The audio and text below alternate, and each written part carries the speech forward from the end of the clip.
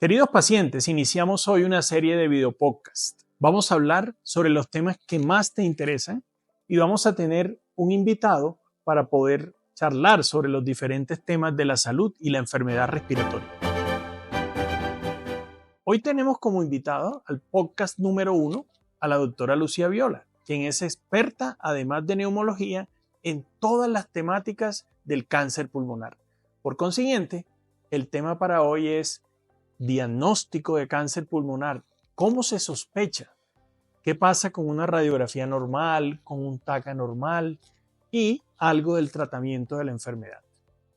Lucía, bienvenida a este video podcast.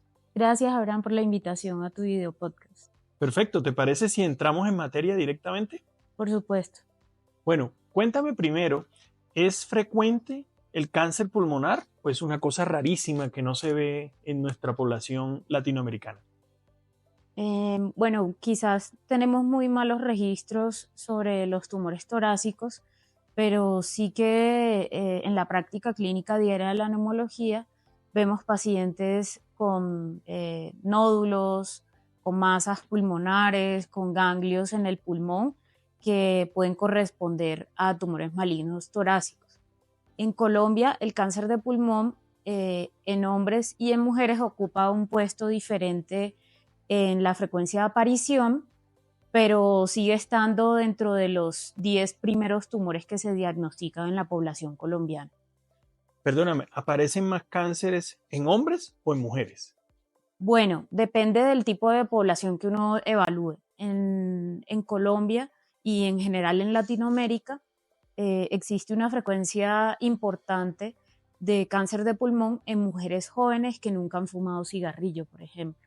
Pero lo que todos sabíamos, lo que la población en general sabe, es que el cáncer se asocia con fumar. ¿Esa situación ha cambiado?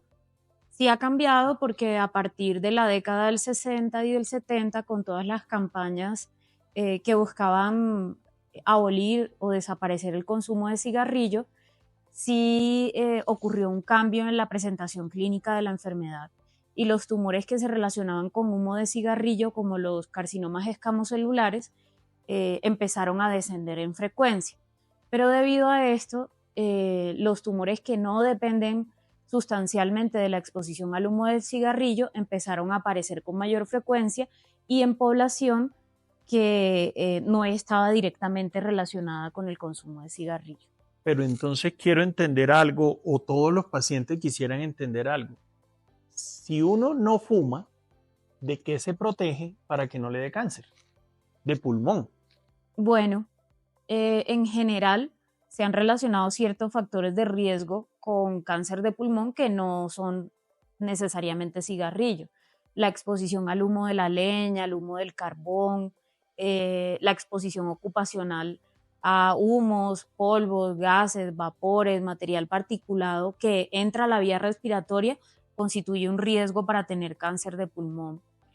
También el haber tenido algún tumor en la parte del cuello o del tórax en el pasado, como haber tenido linfomas, que son tumores de los ganglios linfáticos del cuello, o haber tenido cáncer de mama, por ejemplo, en las mujeres, y que hayan recibido radioterapia en el tórax, supone un factor de riesgo para tener cáncer de pulmón. Creo que todos los pacientes han oído que el asbesto, el que se encuentra en las llantas, para frenar también los diferentes autos, es un factor de riesgo importante. Es así, el asbesto afecta a muchas personas. En general, hay una ley, hay una lucha para buscar controlar el asbesto y que no exista en las tejas de las casas. ¿Eso ha funcionado? Bueno, realmente sí, el asbesto es un factor de riesgo para tener cáncer de pulmón y otros tipos de tumores del tórax, en particular uno que se conoce como mesotelioma.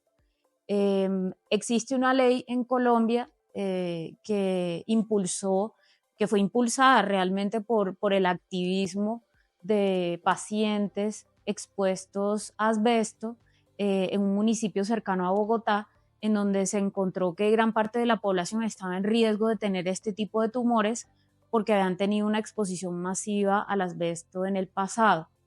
Y sí, en Colombia existe una ley que obliga a la no utilización de asbesto industrial, domiciliario, etcétera, pero es una ley que está iniciando su implementación.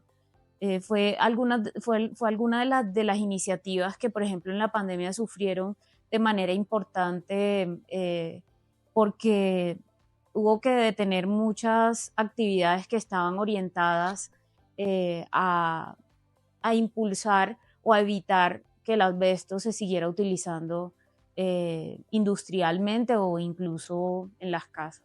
Hay algo que eso sí estoy seguro que los pacientes no lo conocen con claridad, que se llama el radón, que es un gas. ¿Uno tiene forma de evitar ese contacto con el radón que claramente produce cáncer pulmonar? Bueno, el radón es un gas que no huele a nada, que no se puede ver y que sale de las profundidades de la tierra. En Colombia, tristemente, o sea, para saber si uno tiene o no exposición a radón, hay dos cosas que se pueden hacer. Tener mapas de radón, y en Colombia los mapas de radón no existen porque no se ha explorado y no existe una política de evaluación de las concentraciones de radón domiciliario. Y lo otro que uno como persona normal puede hacer es conseguir un dosímetro de radón. En Colombia no hay dosímetros de radón, hay que mandarlos traer de otro lado y establecer si dentro del domicilio o en la oficina donde uno vive, en el sitio de trabajo, existen concentraciones dañinas de radón. La Organización Mundial de la Salud ha bajado los niveles de radón que se consideran de riesgo para tener cáncer de pulmón, pero lo que necesitamos son iniciativas gubernamentales orientadas a construir mapas de radón para saber dónde hay población que puede estar expuesta a este gas. Vale, estamos un poquito lejos de eso. Entonces, para resumir esta primera parte, el cáncer de pulmón es supremamente frecuente. Se entiende que va ascendiendo la cantidad de personas que lo padecen. Segundo, la causa que puede generarlo va más allá del cigarrillo y hay diferentes aspectos que pueden producir cáncer pulmonar. Y ahora vamos a cambiarnos, ya entendiendo la importancia que tiene el cáncer de pulmón, a un tema que a ustedes, queridos pacientes, les importa muchísimo. ¿Cómo hacer para tener un diagnóstico temprano de cáncer de pulmón y en caso que apareciese, poder curarlo definitivamente? Ojo, curarlo, porque el cáncer de pulmón se puede curar totalmente si se diagnostica temprano. Entonces, como haciendo un resumen, ¿a qué personas, a qué pacientes, a que nosotros, tú y yo como neumólogo veamos en el consultorio, le tenemos que hacer un estudio buscando un cáncer temprano de pulmón? Bueno, principalmente el principal factor de riesgo para tener cáncer de pulmón sigue siendo el cigarrillo, o sea, más de la mitad de los tumores malignos del pulmón están relacionadas con el consumo de cigarrillo. Entonces, las personas que hayan fumado con una intensidad lo suficientemente fuerte como para tener ese riesgo son quienes tienen más de 50 años, quienes han fumado al menos una cajetilla de cigarrillos durante 20 años y que han dejado de fumar recientemente. ¿Recientemente es cuándo? En los últimos 15 años. Y también existen, como lo dije anteriormente, ocupaciones de riesgo en donde eventualmente el hacer una tomografía de tórax de baja dosis de radiación puede ayudar a diagnosticar tempranamente nódulos pulmonares, que son la representación temprana del cáncer de pulmón. Perdóname, Lucía, pero entonces los pacientes dirán, me hago una radiografía para saber que no tengo cáncer de pulmón y diagnosticarlo temprano. Pero tú estás hablando de algo diferente, estás hablando de un TAC de tórax, de una escanografía, de una tomografía del tórax. Entonces, ¿la radiografía no sirve? La radiografía no sirve para diagnosticar nódulos pulmonares que pueden ser cáncer de pulmón. Eso, pues, en la evidencia científica se aleja de recomendar radiografías de tórax para diagnosticar tempranamente cáncer de pulmón, y sí existe la suficiente evidencia que confirma que la tomografía de tórax de baja dosis de radiación puede servir a cambiar la presentación del cáncer de pulmón, o sea, que se diagnostique cada vez más temprano y que la gente tenga posibilidad de curación del cáncer de pulmón. yo creo que los pacientes no entenderán qué significa una tomografía de baja dosis. Los pacientes están acostumbrados a una escanografía normal. Me hago un TAC del tórax. Entonces, ¿qué significa un TAC del tórax de baja dosis?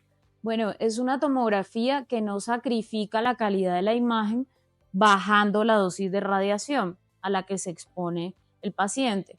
La radiación ionizante, que es la radiación a la que uno se ve expuesto cuando se hace radiografías o tomografías del tórax, se reduce, la proporción de la exposición se reduce de manera importante porque la mayoría de las personas que tienen este riesgo van a necesitar tomografías con cierta regularidad. Entonces, el exponerse a una baja dosis también es una garantía de que al hacer muchas tomografías, pues no incrementamos el riesgo de hacer daño haciendo un examen, pues que sí tiene mucha menos radiación que una tomografía de tórax común y corriente. Por eso la recomendación de hacer una tomografía de tórax de baja dosis de radiación. Hay un factor de riesgo importante que no mencionamos, que tiene que ver con el antecedente familiar. Si uno tiene un familiar de hasta tercer grado que haya tenido cáncer de pulmón y en particular si esa persona era joven y nunca había fumado, el riesgo es mucho mayor de tener cáncer de pulmón. Entonces, en algunas... Pero, a ver, tercer grado. Entonces, si mis padres tuvieron cáncer de pulmón y sobre todo si no fumaron, el riesgo sube de modo importante. Sí.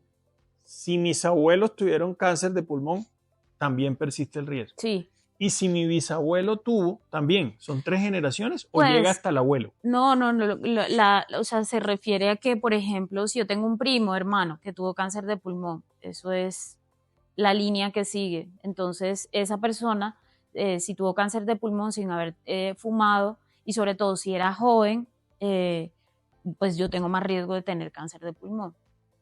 Ok, bueno, entonces cerremos esta parte del riesgo y de que a quién estudiarle la sospecha de cáncer pulmonar. Está personas mayores de 50 años que hayan fumado un paquete al día durante 20 años. Correcto. Y personas que tienen los antecedentes familiares como un tema grande. Y hay un concepto y es que hayan dejado de fumar dentro de los siguientes, dentro de los anteriores 15 años. Correcto, sí. Bueno, entonces las personas que estén viendo esto, los familiares de pacientes, deberían tener una consulta con un neumólogo que maneje el diagnóstico temprano del cáncer pulmonar y que idealmente lo que le soliciten es una escanografía de baja dosis.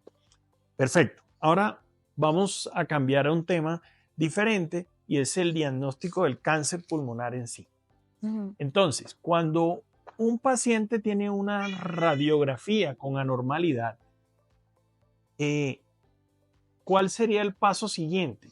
Yo llego, me toman una radiografía y me aparece lo que los pacientes llaman una mancha. ¿Qué pasa con la mancha? Bueno, la mancha habitualmente... Yo creo que Sí, corresponde a un nódulo pulmonar o cuando ya es una cosa más grande, cuando tiene un tamaño que supera los 3 centímetros, eso ya es una masa pulmonar. Ok, entonces nódulo menos de 3 centímetros, sí. Masa más de 3 centímetros. Okay. Entonces, dependiendo de la localización de esa lesión y de los cálculos que hacemos los doctores en la consulta para saber cuál es el riesgo de que ese nódulo sea malo o sea bueno, teniendo en cuenta los antecedentes del paciente, la imagen, o sea, nosotros siempre miramos la imagen para saber qué características tiene ese nódulo pulmonar, determinaremos si la persona necesita seguimiento, la toma de una biopsia o una cirugía para sacar el nódulo pulmonar. Los nódulos pulmonares son... O sea que uno le pueden diagnosticar el cáncer de pulmón sin cirugía. También se puede diagnosticar con una biopsia, por ejemplo. ¿Con una broncoscopia? Puede ser con una broncoscopia, que es un estudio endoscópico, un equipo muy delgadito que se introduce a través de la boca, de las vías respiratorias, se lleva hasta el sitio donde está el nódulo, o cuando los nódulos están muy cerca de las costillas, lo que se hace es con una aguja muy delgada tomar una muestra a través del tórax. Directamente. Correcto. Sí. Eso es muy importante para los pacientes, porque en ocasiones algunas personas temen consultar imaginándose que me van a hacer una cirugía gigantesca y me van a cortar todo el tórax. Y doctor, ¿cuánto voy a durar hospitalizado? Creo que nos preguntan frecuentemente. Y hoy en día hay técnicas modernas pulmonares en las cuales los diagnósticos pueden ser ambulatorios. Se toma la muestra y la persona se va para su casa inmediatamente. Ahora, ¿cuándo un cáncer de pulmón es peor? ¿Cuándo es menos agresivo? Depende del estadio. El estadio es la extensión que el tumor tiene en el tórax o en el mismo pulmón y por fuera del tórax. Entonces, cuando yo tengo el tumor circunscrito, o sea, solo confinado al tórax, las posibilidades de curación se aumentan. ¿Por qué? Porque eventualmente ese paciente, dependiendo de algunos factores clínicos que se miden en la consulta, será candidato a recibir tratamiento que busque curar el tumor. Pero cuando el tumor se ha salido del tórax, la cosa difiere mucho de eso que te comento, porque el tener el tumor en otro órgano va a garantizar con un poco menos de precisión que esa persona se pueda curar. Eso no, o sea, en la actualidad el conocimiento de los tumores y la evolución de la enfermedad y la presencia de tecnologías de alta categoría que han permitido hasta curar a pacientes que tienen enfermedad metastásica, pues no podemos ya decir que un paciente con enfermedad metastásica se va a morir necesariamente de cáncer de pulmón. Importantísimo. Déjame y hago un comentario para los pacientes. Entonces, metastásico significa tengo un tumor en el pulmón, pero me encuentran células en sitios lejanos que también son células malignas. Entonces, si el pulmón está localizado, si el tumor cancerígeno está localizado en el pulmón derecho, pero me encuentran tumor en el cerebro, eso se considera una metástasis. Antes, los que llevamos muchos años en el mundo de la neumología, nos encontrábamos con que se consideraba que el paciente no tenía solución. Hoy en día existen medicamentos e intervenciones que permiten que los pacientes se puedan curar. Incluso curar. Entonces, eso es supremamente valioso, porque en las células de ese cáncer hay unos marcadores que permiten lograr que esa célula se ataque de modo específico y se cure la enfermedad. Valiosísimo. El mundo ha cambiado notablemente en eso. Sí. De todas maneras, tenemos que seguir luchando por el diagnóstico temprano. Te voy a preguntar algo que preocupa sobremanera. Algo que se llama los granulomas calcificados. Entonces, salen muchísimo en las radiografías. Muchísimo. ¿Un granuloma calcificado es tema de preocupación o no? ¿Nos deben consultar los pacientes por los granulomas calcificados? Yo creo que sí. Siempre, o sea, un granuloma es un nódulo que tiene calcificaciones y que parece una cicatriz, ¿sí? Pero si uno tiene una cicatriz en el pulmón, algo debió tener en el pasado que explica la presencia de la cicatriz. Entonces, ¿qué pudo haber sido eso? Pudo haber tenido una infección, que es lo más frecuente en países de América Latina como Colombia, como por tuberculosis, como por un hongo en el pulmón o por algún otro tipo de bacteria en el pulmón. Pudo haber tenido, por ejemplo, un infarto en el pulmón, pudo haber tenido un trauma en el pulmón. Entonces, pues en mi concepto, y eso puede ser un motivo de debate entre médicos del pulmón, todo paciente que tiene un granuloma sí necesita un estudio por un neumólogo, porque pues si uno tiene un granuloma, de algo debió estar enfermo o de algo puede estar enfermo. Yo con frecuencia le digo, Lucía, a mis pacientes, seguramente tuviste tuberculosis en Colombia, seguramente. Los granulomas calcificados varían en su causa, en frecuencia de país en país.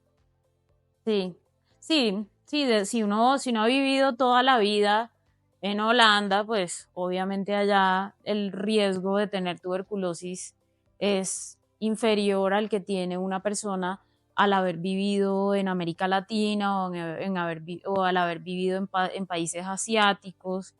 O sea, el riesgo depende en gran parte de los antecedentes que uno tenga.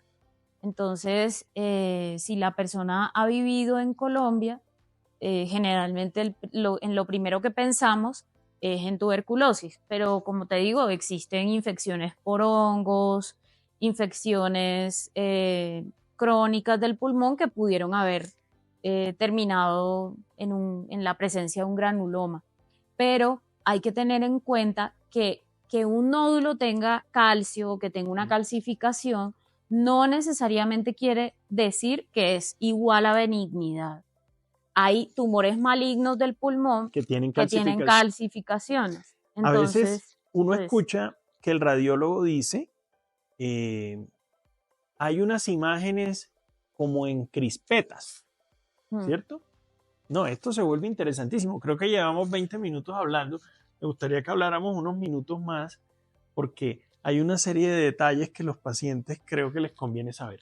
Entonces, ¿puede uno decir con la escanografía si la calcificación es en forma de crispeta? Si la calcificación es el granulito calcificado en la mitad, si lo que está calcificado en la periferia, cada uno de esos comportamientos puede sugerir que sea maligno o que no lo sea. Sí, sí, por eso siempre necesitamos ver la imagen torácica. Si un paciente tiene, o sea, si por ejemplo una persona ha trabajado toda la vida en minas de carbón y tiene un nódulo calcificado y tiene ganglios en la porción central del pulmón calcificados, pues lo primero que vamos a pensar no necesariamente es que esa persona tiene cáncer de pulmón. Lo primero que vamos a pensar es que tiene una enfermedad crónica con calcificaciones, con secuelas en el pulmón por el haber estado en contacto con lo que implica estar en una mina, en un socavón de una mina de carbón durante toda la vida trabajando. Entonces sí, las imágenes, por ejemplo, cuando hablan de popcorn o de crispeta o de maíz pira, eso hace referencia a un tipo de nódulo que se llaman amartomas, que en general son tumores benignos, que no siempre hay que operarlos y pues que no suponen ninguna preocupación ni para el paciente ni para nosotros tampoco. Ok, ¿cuándo toca sacar todo un pulmón? ¿Hay situaciones en cáncer de pulmón en que toca sacar y dejar a la persona solo con un pulmón? Sí, sí, son cirugías que cada vez se evitan más porque a veces cirugías tan grandes no necesariamente se traducen en un beneficio o en prevención de que la enfermedad vuelva o no vuelva, porque cuando uno tiene un tumor, uno tiene más riesgo de que le vuelvan a dar más tumores en el futuro. Generalmente este tipo de cirugías se realizan en personas que tienen tumores centrales, o sea, tumores en el sitio en donde se origina la totalidad del pulmón y en quienes no se puede garantizar la curación quitando solo un pedacito del pulmón, que es lo que en la actualidad se hace. La radioterapia. Radioterapia. La radioterapia daña el pulmón. No necesariamente. Las técnicas de radioterapia que tenemos disponible en este momento de nuestro país y en algunos países de América Latina implican hacer muy poco daño a los tejidos que se encuentran alrededor de la lesión blanco o de la lesión que necesita ser irradiada. En el pasado, estas técnicas eran un poco menos específicas para llegar al sitio donde se quería y uno veía con mayor frecuencia neumonitis o daño al pulmón inducido por la radioterapia, pero eso cada vez, pues el daño puede ser muy sutil o mínimo y no traducirse en síntomas, por ejemplo. Pero la radioterapia es una gran ayuda para tratar, incluso para tratar pacientes con cáncer de pulmón que no pueden ser llevados a una cirugía porque la cirugía implica más enfermedad que la que de base ya tienen. O por ejemplo la radioterapia de lesiones únicas, metastásicas, para garantizar que ese sitio de metástasis tenga control de la enfermedad. O sea, eso cada vez se utiliza más y la radioterapia se ha convertido en un pilar en el tratamiento del cáncer de Ok, pulmón. o sea que los rayos de la radioterapia pueden llegar al sitio específico y no dañar el resto del pulmón. Correcto. O tener muy Muy daño poco daño. mínimo al resto del pulmón. Bueno, yo creo que voy a cerrar estos videopodcasts preguntándole a la persona que entrevisto, contrario a lo que se hace normalmente, tu experticia como neumóloga con gran experiencia en cáncer pulmonar, ¿dónde la desarrollas en general? ¿Cuáles son las instituciones en las que estás? Bueno, yo hago parte de la Fundación Neumológica Colombiana. En la Fundación Neumológica Colombiana soy la neumóloga que se encarga de los tumores malignos del tórax. Allí tenemos una unidad funcional o una unidad clínica de alto desempeño para tratar pacientes, para diagnosticar y sobre todo estadificar, o sea, saber hasta dónde ha llegado el tumor en los pacientes. Y también ahí tenemos un programa de detección temprana o de diagnóstico temprano de cáncer de pulmón. Y trabajo también en CETIC, que es un hospital que se dedica a atender pacientes exclusivamente con patologías oncológicas en Bogotá. Las dos instituciones están localizadas en Bogotá. Última pregunta. Un perfil como el tuyo de neumóloga dedicada a pulmón, ¿también hace broncoscopias y hace estos exámenes que se llaman EBUS para diagnosticar el cáncer? Sí, generalmente quien se dedica a la neumología oncológica o a la oncología torácica desde el punto de vista del neumólogo, se dedica a hacer intervenciones mínimamente invasivas, broncoscopia y EBUS, broncoscopia rígida, intervenciones mínimamente invasivas que sirven para establecer la extensión de la malignidad en el tórax. Bueno, queridos pacientes, espero que hayas disfrutado, hayas aprendido en este video podcast sobre el cáncer pulmonar. No lo olvides, en Pulmón Crítico le hablamos al paciente. La idea en general es que no podemos llegar, seguramente ni Lucía ni yo, a todos los pacientes que tengan riesgo de cáncer de pulmón o cáncer de pulmón, atenderlos, pero la idea es que en el sitio donde tú estés, en la ciudad donde estés, puedas entender la enfermedad y hablarle a tu médico, pedirle que logre llevar estos conceptos que hemos compartido contigo. Espero, por tanto, que si el video te ha aportado cosas, le des like, lo compartas en las redes sociales y nos vemos pronto.